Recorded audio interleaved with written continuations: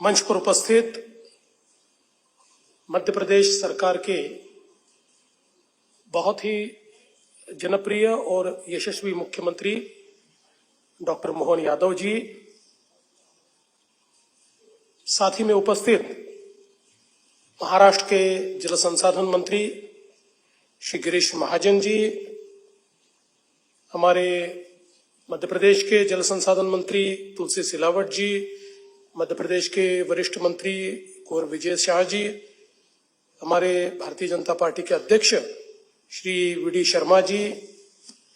हमारी अर्चना तई चिटनीस और सभी यहाँ पर उपस्थित अधिकारीगण, सभी हमारे पत्रकार बहनों और भाइयों, दोस्तों, आज का दिन ये बहुत ही ऐतिहासिक दिवस है, क्योंकि कई वर्षों से जो ताप्ती मेगा रिचार्ज का प्रोजेक्ट संकल्पित हुआ था, किंतु किन्हीं कारणों से पीछे रहा था, आज उस पर दोनों राज्यों ने सहमति की है और हमने उस पर हस्ताक्षर भी आज किए हैं। आज इंटरस्टेट कंट्रोल बोर्ड की जो मीटिंग हुई, 25 वर्ष के बाद ये मीटिंग हुई है। इससे पहले 2000 में मीटिंग हुई थी। हालांकि भले ही बोर्ड की मीटिंग न हुई हो, लेकिन आधिकारिक तौर पर चर्चाएं लगातार चलती थी और करीबन 2016 में देश में मोदी जी की सरकार आने के बाद अंतर्राज्यीय पानी के समझौतों को एक बल दिया गया और उसके तहत उस समय हम लोगों ने वापस इसके ऊपर विचार शुरू किया। मैं आदरणीय डॉक्टर मोहन यादव जी का बहुत बहुत आभार व्यक्त करता हूं कि उन्होंने इसमें बहुत रुचि दिखाई और बड़ी तेजी के साथ इसको इस स्तर तक उन्होंने लाया। जैसा बताया गया कि ये जो तापी मेगा रिचार्ज है, ये दुनिया का एक अजूबा है, क्योंकि एल्यूवियम फॉल्ट के कारण जो बजाटा जोन तैयार हुआ है, वो फॉल्ट तापी नदी के पैरेलली पूरा जाता है और उसके कारण एक रिचार्ज की क्षमता in निर्माण हुई है। और हम लोगों ने जब साइट पर जाकर देखा था तो ऐसा ध्यान में आता है कि मानो कोई गुप्त नदी बहकर आती है और वो पानी कुएं में जाता है और लगातार 24 घंटे पानी जाने के बावजूद भी कुएं की लेवल नहीं बढ़ती। इतना पानी, उसको शोषने की ताकत ये सारे फॉल्ट के अंदर है। तो इसी के चलते इस परियोजना के कारण मध्य प्रदेश को और महाराष्ट्र दोनों को बड़ा फायदा होने वाला है। करीब 1,31,000 हेक्टेयर जमीन मध्य प्रदेश की और 2,30,000 हेक्टेयर जमीन ये महाराष्ट्र की सिंचाई के तहत आने वाली है। और महाराष्ट्र के लिए तो इसलिए भी ये जरूरी है कि महाराष्ट्र में जहां पर सॉल्ट वाटर है, जहां पर खारा पानी है और खारे पानी के कारण पीने के पानी की भी जहां समस्या है और खेती को भी जो पानी यूज नहीं होता, ऐसा अकोला जिला, बुल्ढाना जिला और अमरावती जिला, ये 3 जिलों का ये पूरा जो सॉल्टी वाटर का, खारे पानी का जो बेल्ट है, उस बेल्ट का पूरा एक प्रकार से कंपोजिशन बदलने वाला है और यहां पर लोगों को बहुत बड़ी राहत मिलने वाली है। तो मैं ऐसा मानता हूं कि दोनों राज्यों के लिए एक बहुत बड़ी इस प्रकार की योजना, जिससे किसानों का भी जीवन बदलेगा और साथ साथ जो पीने के पानी है, उसके साथ साथ इंडस्ट्री का पानी है, तो एक प्रकार से पूरी अर्थव्यवस्था को बदलने वाला ऐसा ये अंतर्राज्यीय हम लोगों ने प्रोजेक्ट साइन किया है। और अब इसको, चूंकि पिछले समय ही मोदी जी की सरकार में हमने दोनों राज्यों ने मिलकर इसको सेंट्रल स्कीम के रूप में लिया जाए, ऐसा निवेदन किया था जब उमा भारती जी थी उस समय। तो अब हम दोनों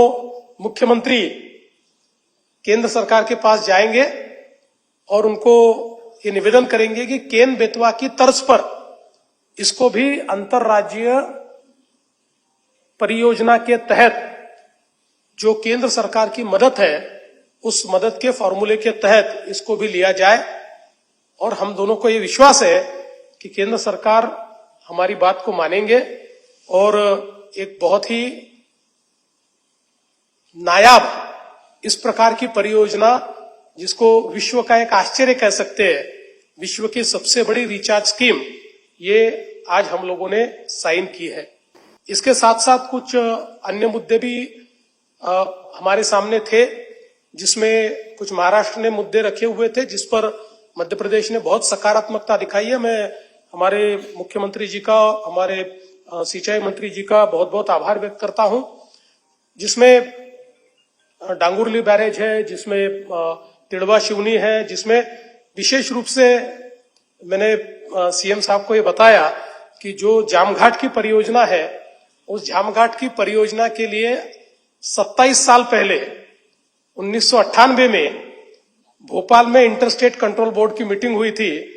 और उस मीटिंग में मैं हमारे तत्कालीन मुख्यमंत्री जी के साथ आया था और तब मध्य प्रदेश के साथ हमने इस जामघाट की योजना के बारे में चर्चा की थी। लेकिन मैं आपका आभार व्यक्त करता हूं कि 27 साल बाद आप मुख्यमंत्री बने और अब इसके ऊपर हम लोगों ने ऐसा सोल्यूशन निकाला कि जिससे अभी उसके ऊपर वर्किंग चल रहा है, लेकिन हमने इन प्रिंसिपल उसको एग्री किया, जिसके कारण मध्य प्रदेश का भी फायदा होगा और महाराष्ट्र का भी फायदा होगा। और विशेष रूप से जो 10 टीएमसी पानी है, ये नागपुर शहर के पीने का पानी इस दृष्टि से महाराष्ट्र को मिला हुआ है। तो जो जल बंटवारा है उसके तहत तो मुझे लगता है कि नागपुर शहर के लिए भी अगले 30, 35, 40 सालों का पानी ये इस योजना के कारण हमको मिलने वाला है। तो मैं मुख्यमंत्री जी का बहुत बहुत आभार व्यक्त करता हूं। पहले तो इतने सालों के बाद ये मीटिंग ऑर्गेनाइज हुई, उसके लिए आभार व्यक्त करता हूं। और एक बहुत ही पॉजिटिव, एक बहुत ही सकारात्मक इस प्रकार से ये मीटिंग में हम लोगों ने निर्णय किए हैं और ये भी तय किया है कि अक्टूबर में हम वापिस स्टेट कंट्रोल बोर्ड की मीटिंग लेंगे। अब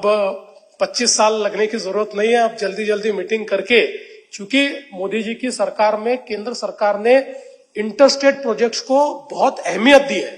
तो उस अहमियत के तहत अब जितने इंटरस्टेट प्रोजेक्ट्स है उसको पैसा भी केंद्र सरकार दे रही है। तो इससे दोनों राज्यों के किसानों को और नागरिकों को फायदा होगा। इसलिए अक्टूबर में हम फिर एक बार हमारे इंटरस्टेट कंट्रोल बोर्ड की मीटिंग करेंगे और उसके माध्यम से निश्चित रूप से हम लोग इसको आगे ले जाने की कोशिश करेंगे। आज चर्चा के दरमियान हमारे आदरणीय मुख्यमंत्री जी ने महाराष्ट्र और मध्य प्रदेश का किन किन क्षेत्रों में हम लोग एक साथ आकर काम कर सकते हैं, एक दूसरे को मदद कर सकते हैं, किन क्षेत्रों में एक दूसरे को हम लोग एक प्रकार से फायदा कर सकते हैं, ऐसी कई चीजें उन्होंने मेरे सामने रखी, जो मैं ऐसा मानता हूं कि बहुत ही स्वागत योग्य है। और मैं उनको भी आश्वस्त करना चाहता हूं कि महाराष्ट्र और मध्य प्रदेश ये तो बिल्कुल हम भाई समान है और हमारा तो जो पूर्व विदर्भ है ये तो मध्य प्रदेश का हिस्सा रहा है। मैं तो नागपुर से आता हूँ, नागपुर तो मध्य प्रदेश की राजधानी रह चुकी है। तो आपके साथ तो हमारा बहुत पुराना रिश्ता है, दिल का रिश्ता है। तो उसको फिर एक बार हम लोग निश्चित रूप से आगे बढ़ाएंगे और अलग अलग क्षेत्रों में हम लोग जो कोऑपरेशन करें, इस प्रकार का एक जो विषय आपने सामने लाया है वो बहुत ही स्वागत